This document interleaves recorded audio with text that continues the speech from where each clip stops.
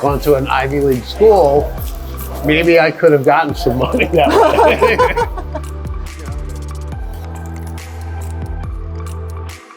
Have you ever done this before? Yeah, I've done a few like interview type things, and like Raleigh did some like stuff with me. Yeah. We did one on tip installation, one on a gizmo to install a tip, and a couple on just lessons, like, trying to teach them. He had this blog that he was doing that was like his trip to the US Open. And he got some lessons from Hunter Lombardo. He did one where I played him and Hunter Lombardo was coaching him. So you played Raleigh while Hunter was coaching Raleigh. Right, yeah.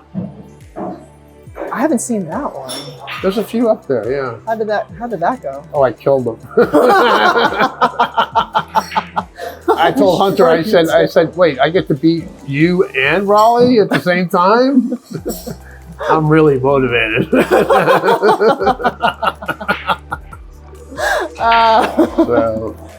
And then for years, I watched the actor studio. As a photographer, I photographed it for years. Yeah. So I learned a lot from listening to actors. So you do film work too? Stills, not video, but yeah. But just photographing them for years, I was like, interesting group of people, very cerebral. And actually, I brought in the book. I'll show it to you. One of the hosts, one of the servers here, it's an actor.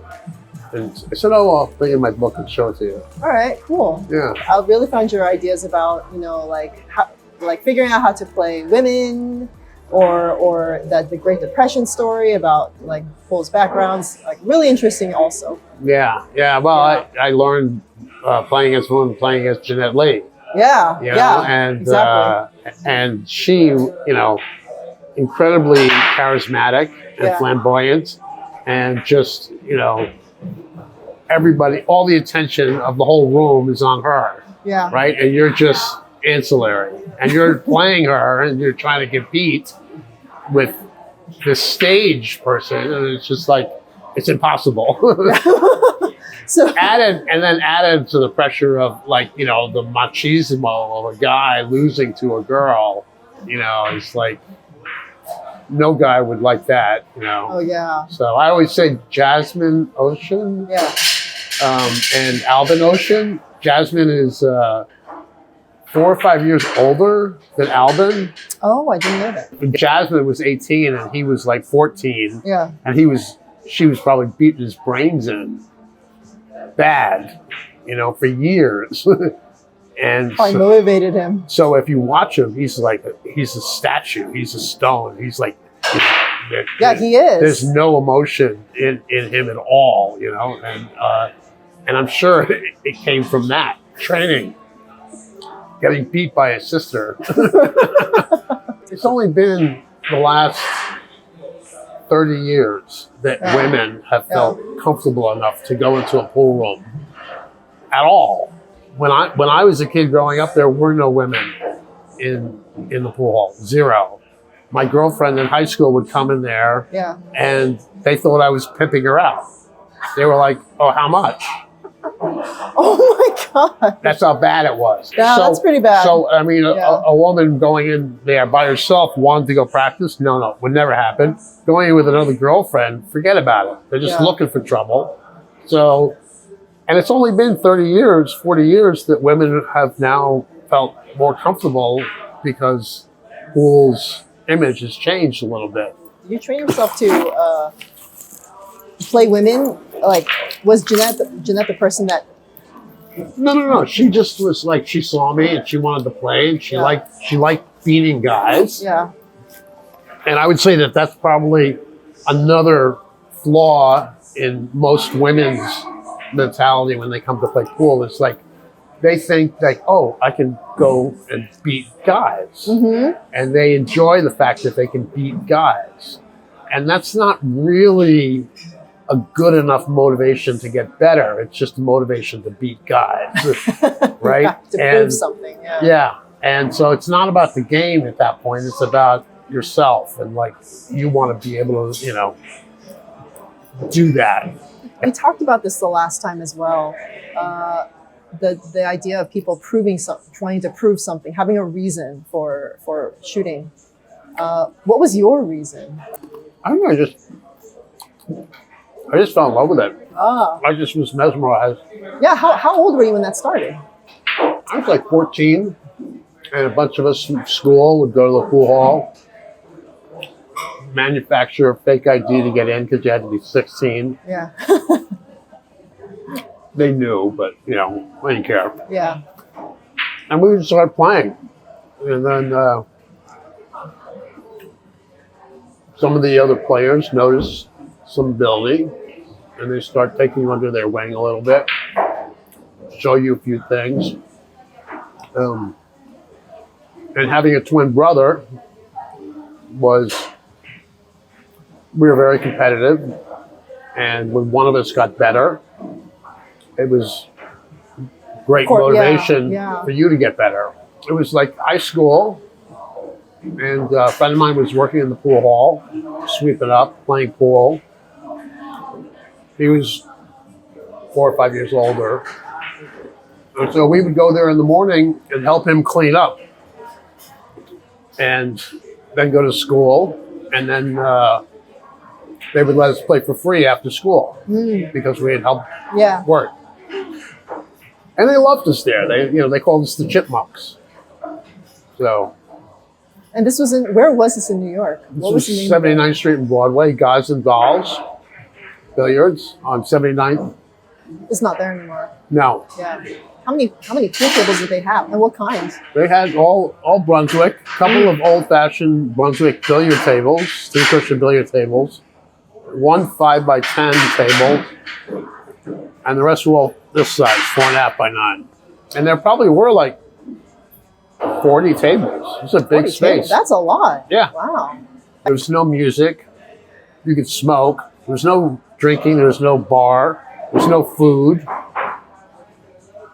The only sound you ever heard was every 30 minutes, the races would go off at Aqueduct to Belmont, and they would turn on the radio to listen to the horse races because people would bet.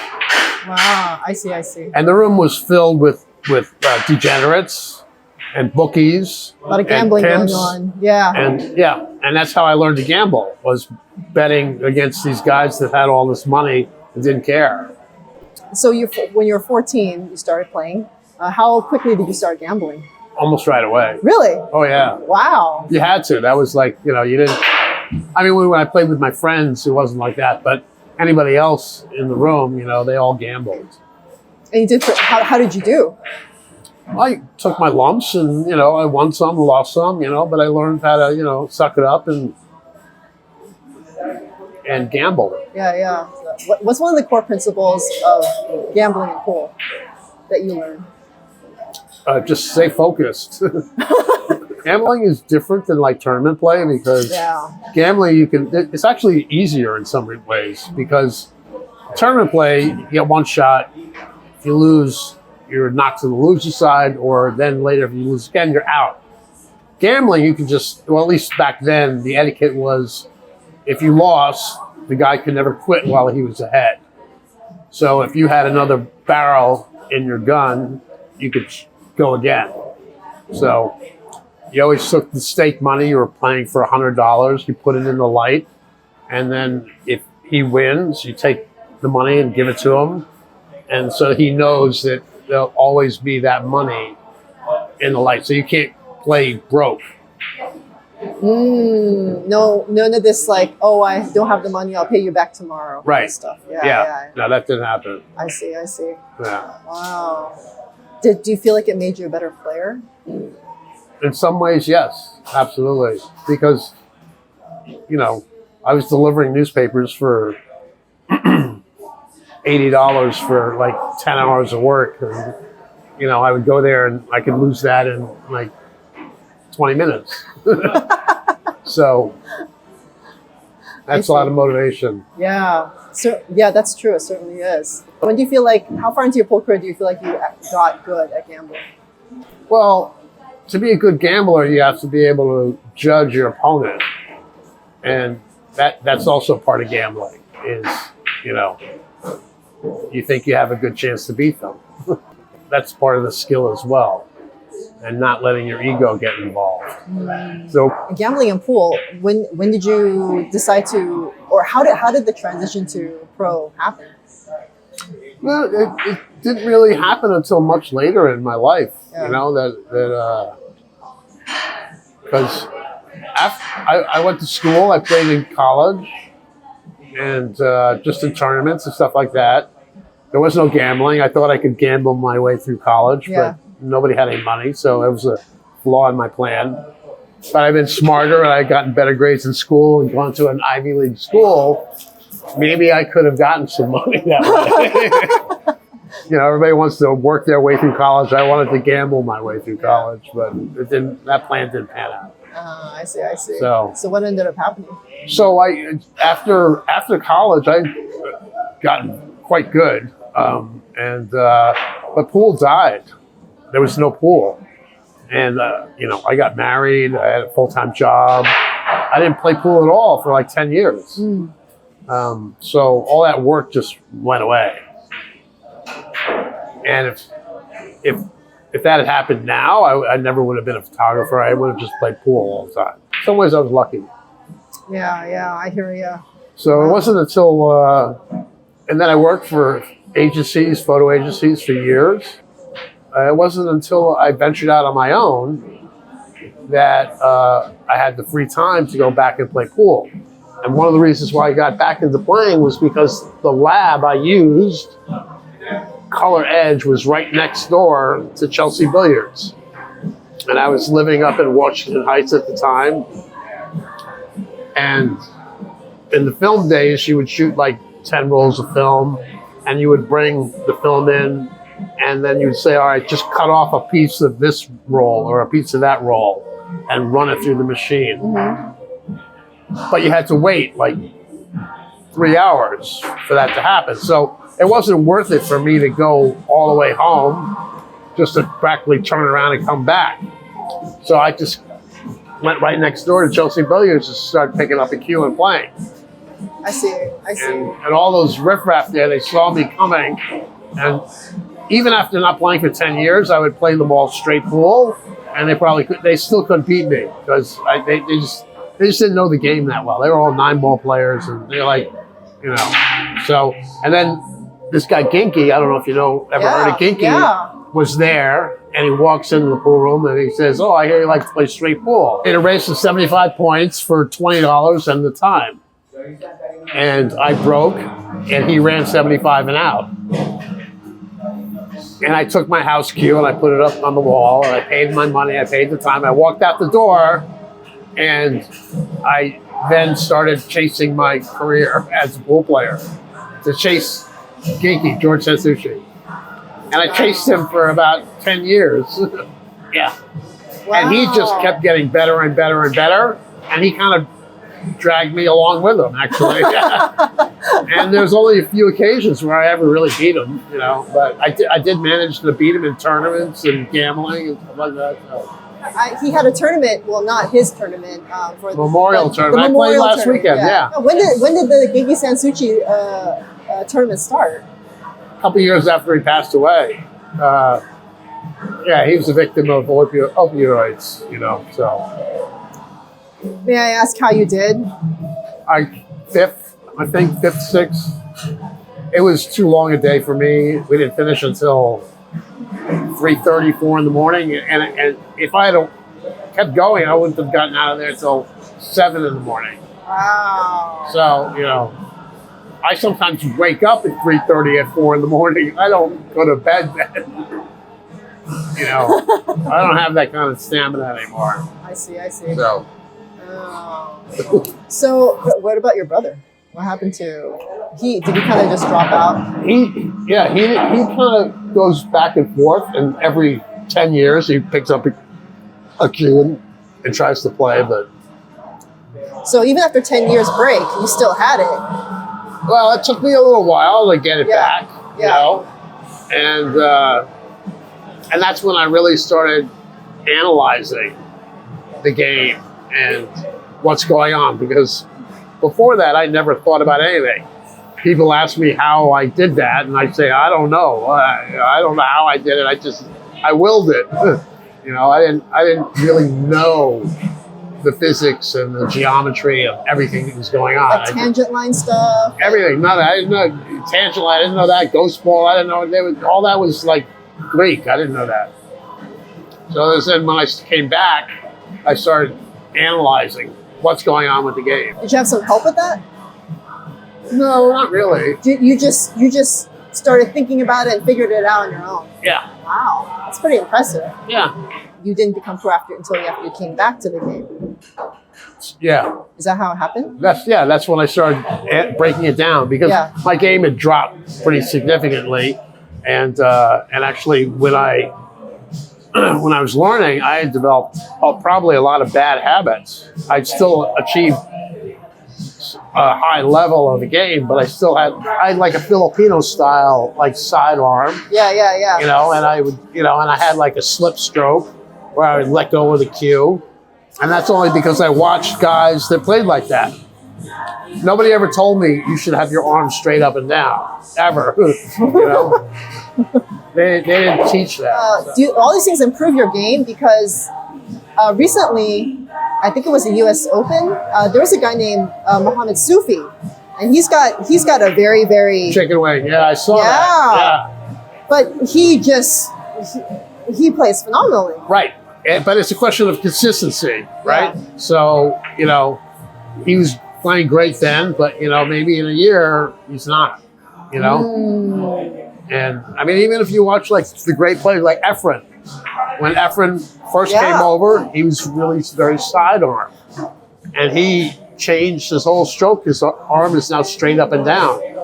I think all the Filipinos are like that because they all learned when they're like 8 years old. So they're at the table like this, trying to shoot balls. So it's very natural for them to be like this. And they grow up and they just keep it that way? Yeah, exactly. It's hard to break it. So does that mean that you think that... the Europeans, they have a very, very structured approach, whereas the Filipinos, they have their strokes are just, I call it the choo-choo train stroke. Yeah. So do you think that the Europeans might have an advantage because of their more structured approach, or just depends? I think it depends. Yeah. I mean, they do things that the Europeans don't do, which is much better. Yeah. They aim at the base of the ball. And then they hit the ball where they want. Yes. Where most Americans and most Europeans, they take their strokes at the spot they want to hit. Yeah. And the Filipinos don't do that at all. No, they don't. It's all a visualization to them. Yeah. And they're aiming at the bottom of the cue ball to the bottom of the ghost ball. So that's why their tip is always down into the felt, because they're seeing that line to that line. Yeah. And Oh, that's a good difference. So, but you can spin a ball a lot easier with a sidearm stroke. It's like you're slapping it, After you came back, your game had suffered a bit, but you were starting to analyze the game more, and you were working on correcting, getting more structure into your stroke. Yep. And then what happened? Just had the free time to play pool a lot, and I just kept improving. And I would play with some of the great players in New York in the early '90s, Jon Smith and Abe Rosen and Ginky, and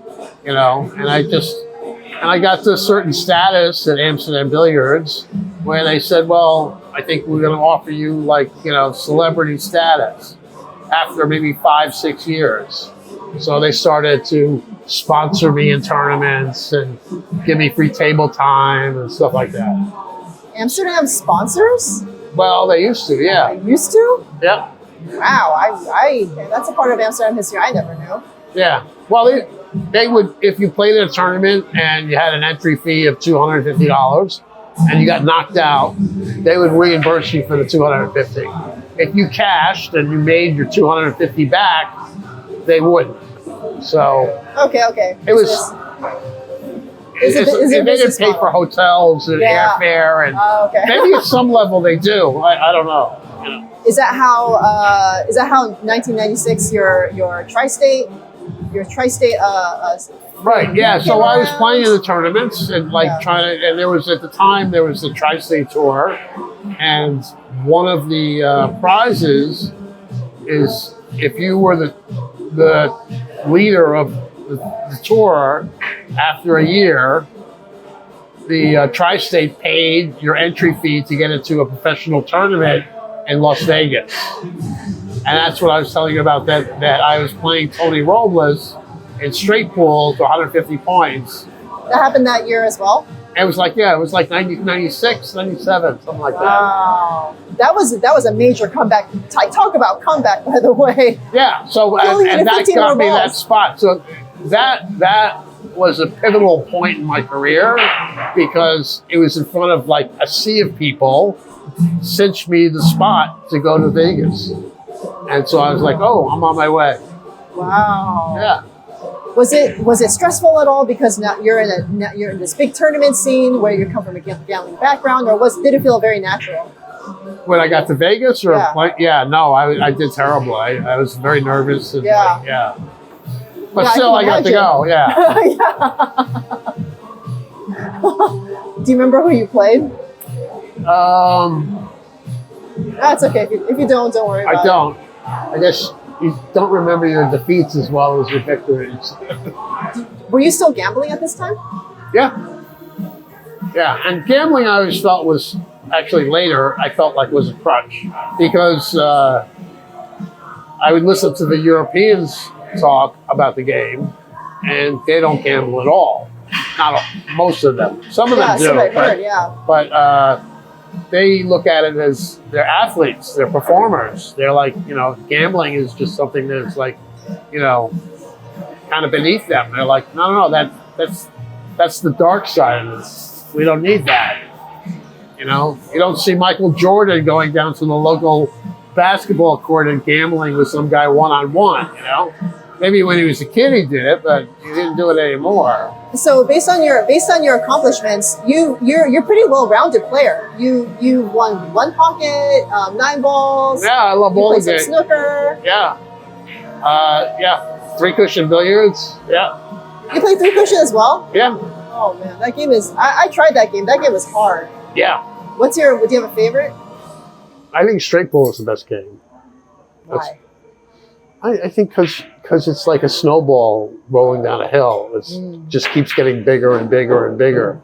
It doesn't matter what level you're at. If you can only run 14 balls, and the first time you run 15 balls after you've only run 14, you become a stronger and stronger player. Your focus, everything, all the spider senses get better and better and better. And you feel more and more powerful as you progress. In 9 ball, 8 ball, you shoot, you run out, you react to balls, it's over.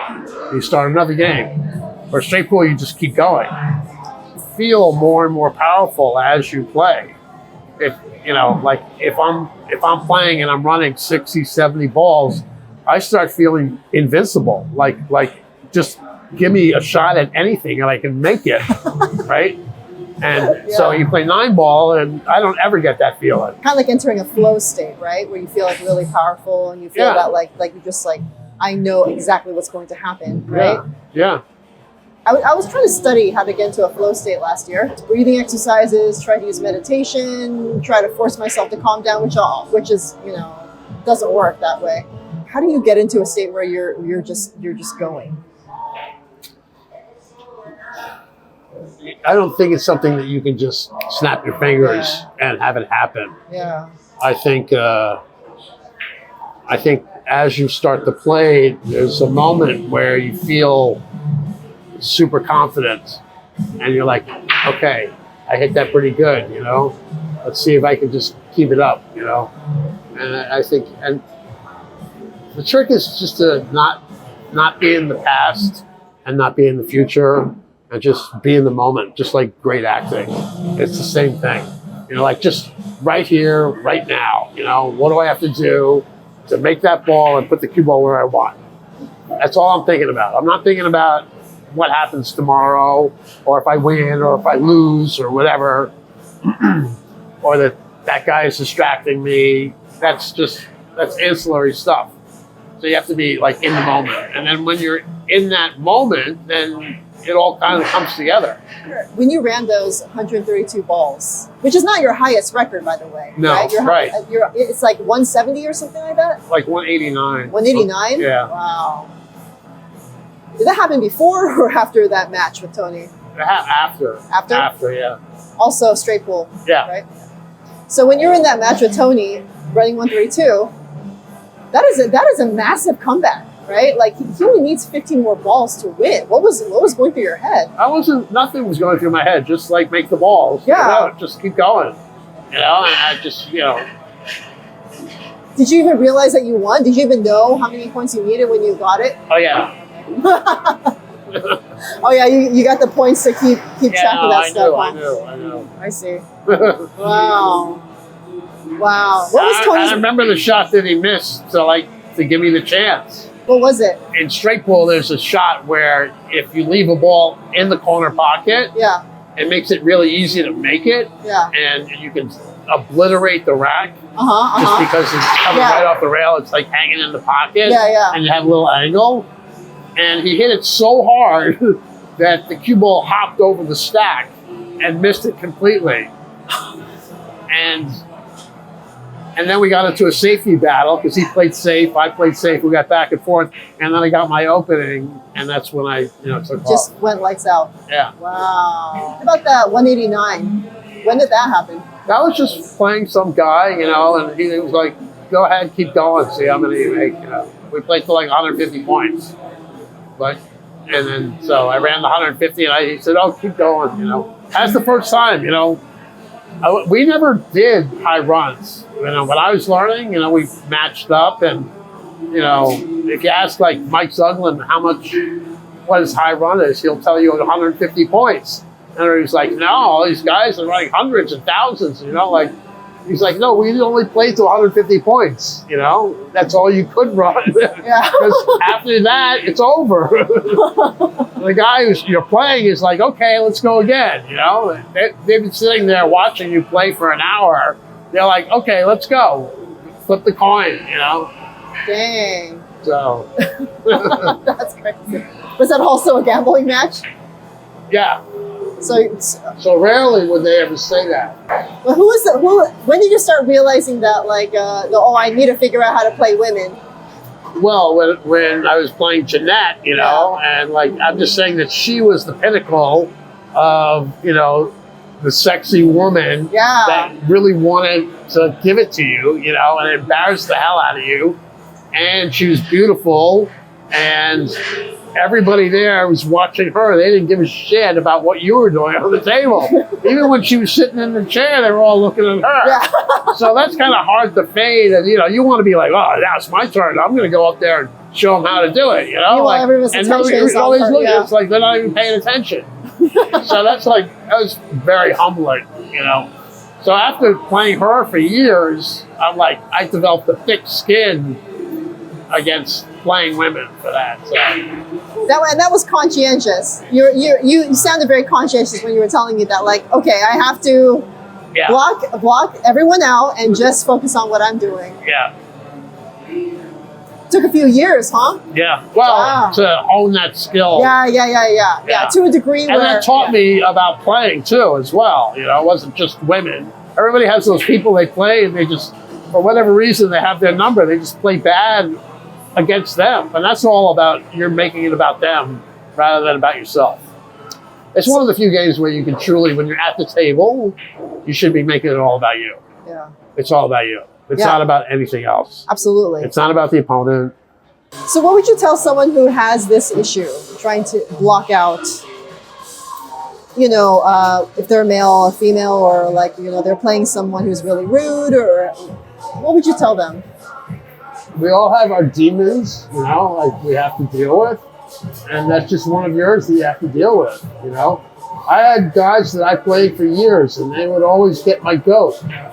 And it always bothered me. And people would say, John, how's that guy ever beat you? And I'm like, because I hate him. Because I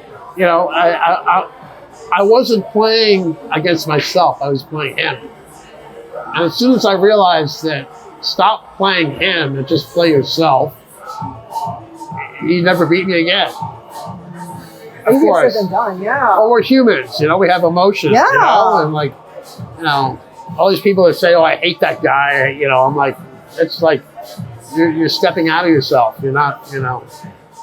Do you feel like pool kind of like taught you how to be in the moment? Like, yeah. How much practice do you put in? How much you recall the mistakes you made in a match, and your dedication to go back and correct them. Do you remember that shot that you blew in league or a tournament or whatever? And did you go back to the table and beat it until you made it 10, 15 times in a row? Because your brain is a funny thing, you know? Like if you shoot a shot and you missed it, we all have those angles that we're a little uncomfortable with. It's like, I'm not so sure about this. Yeah. And that's the memory of our brain saying, yeah, you missed this shot last time. And you might miss it back again. And you might miss it again. And that's because you didn't go back and own it. So your brain's, there's that little guy over here, the devil and the good guy, you know, like on your shoulder. And they're like, he's like, yeah, you fucked that up last time and you're going to fuck it up again because you never went back and owned it. Well, you face a lot of demons in pool. Not just like game oriented ones, but also your own, yeah. Your own, yeah, absolutely. Another egotistical one was I also like Jeanette. You know, I wanted to prove something to guys, you know, that women can play, blah blah blah. But then at some point, I plateaued, partly because that motivation wasn't enough anymore, and I had to start playing it for what the game was. Yeah. So that's a lesson I learned. No, there's a lot of people get into it to prove things not to themselves. I knew one guy whose father never let him play pool. He could only rack the balls at his home table for his friends to play. And it kind of drove the kid crazy, you know? So he's played his whole life trying to prove something to his father, and then he's good enough to play, you know? And that's really kind of sad, you know? And I know a woman that had a very tenuous relationship with her father, and she started playing pool because she was dealing with that demon with her dad. And again, it's not, she got really good, but that's not why you should play this game. You should play this game because you love it. I'm not sure how they did, but for me, it didn't hold up in the long run. Yeah. Because that wasn't my core value. So it didn't give me that push anymore. But that's a trap. Yeah. This is you really the best analogy I know of a performance is they interviewed a baseball pitcher after a game, and they asked him, so how do you think you did? You know, you won tonight. And his response wasn't that he won or he lost. He said that he threw like 70 good pitches and he threw 6 bad pitches. And his job was to go back and rework those 6 bad pitches so that he throws 76 good pitches next time. He wasn't so concerned about the results. He was just concerned about, you know, what I did right and what I did wrong. That's a really healthy way of looking at it. Yeah, and that way there's no failure. There's just like learning. Yeah, exactly. But you have to be self-aware enough to be able to break it down into that. And don't worry about winning and losing. Just do your best on each thing and improve. Do you still work on that now? Yeah. Yeah? What's something that you're working on now? Not taking the hero shot. Yeah. I'm sure your definition of hero shot is a lot more complicated. Percentages. I lost on the hill at the Ginky Memorial. If I had I came back, I tied it up, 7-up, and he got lucky and hooked me on the 1 ball. And I had a simple 1-rail kick at it, but I felt like the 1-rail kick wasn't gonna, because he was a good player. If he had an open shot, it probably would run out. I felt like that wasn't gonna, there was no defense in it. I thought I was always gonna be able to let him see the 1 ball. He might not be able to make it, but he could always see it. And so then I had and the other option was a long 2-rail kick that I felt had a much higher difficulty to execute and even hit the ball. But I felt like if I did do it, I could actually win from there. So you went for the two-railer. So I went for the two-railer. And in hindsight, I'm like, you know, because I missed it, and then he put ball in hand, and then he snookered me and gave me an impossible kick. And then he got ball in hand and ran out.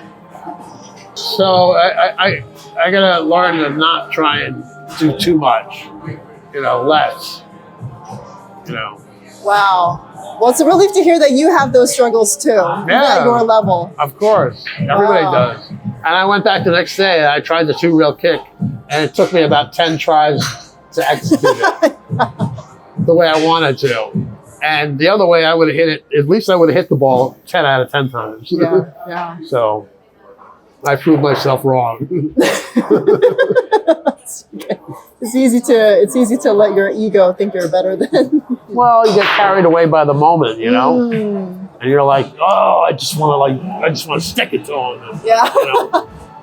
I call them ego moments because I kind of trick myself into thinking that I can do this incredibly crazy shot. Yeah.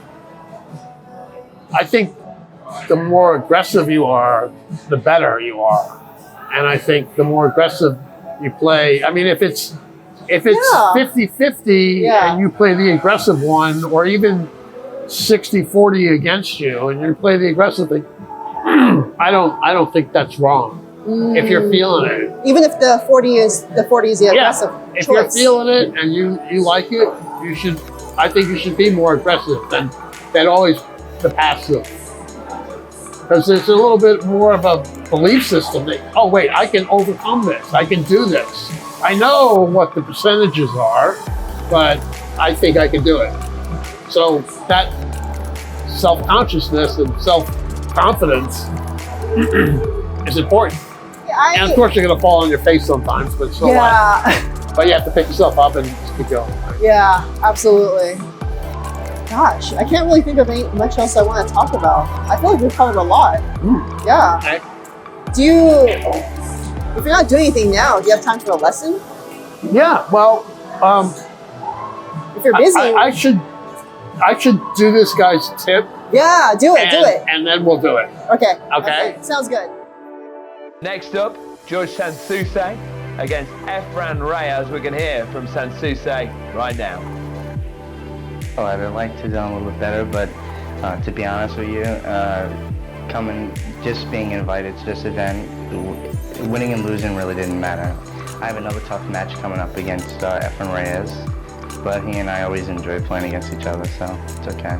Pool is a game where you kind of play against the table, not really against the opponent, so when you lose, you kind of lose. It doesn't matter who you lose to. Efren Reyes. Mind, you know a lot about Ginky. He's a class act. He is a class act. He's very popular. No matter where he goes around the world, he makes a lot of friends. They call him Ginky in the States. His parents gave him that nickname because that was the first word, if you can call it, that he ever spoke as a baby.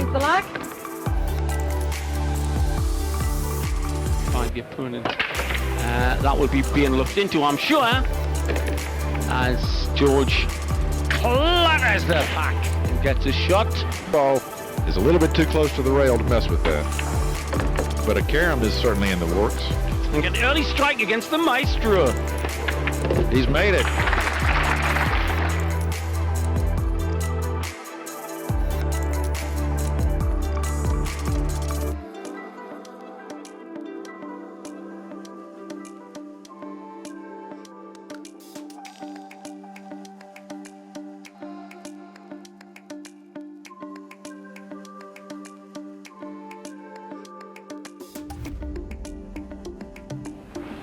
Good look at his eyes.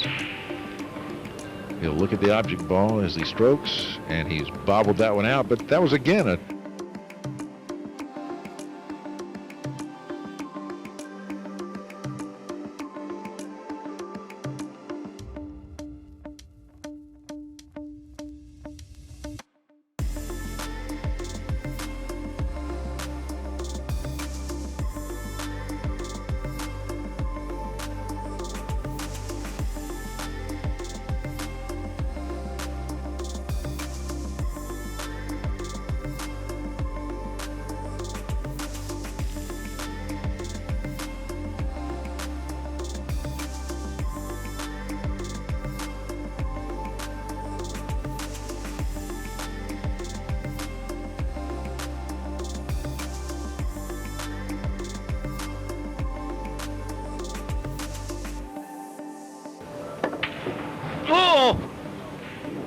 That's not at all characteristic of George Sansouci's game.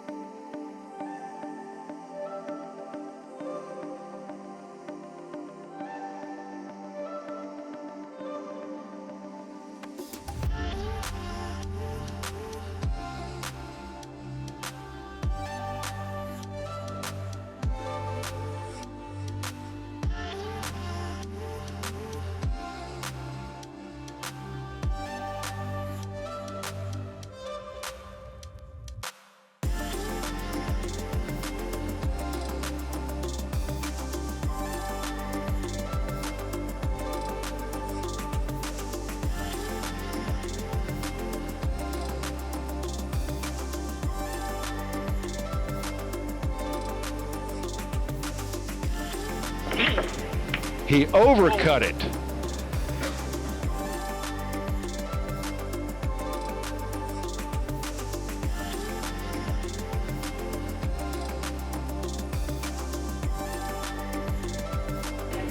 Slide around and go 3 rails. He's gone 3 rails. Again, finesse control needed. He's gotten there. You couldn't do any better than that. He's made the 6th, sitting forever. Oh, he's decided on the safety. He's going to hide him behind the brown. Pretty smart play there, George.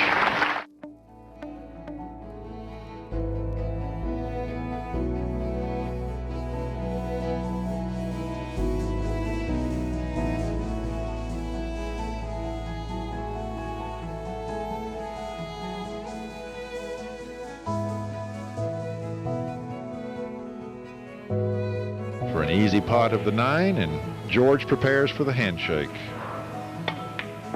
Thank you very much. This one's in the books. Efren Reyes puts down George Sansouci, and we'll be looking at Efren the rest of the week.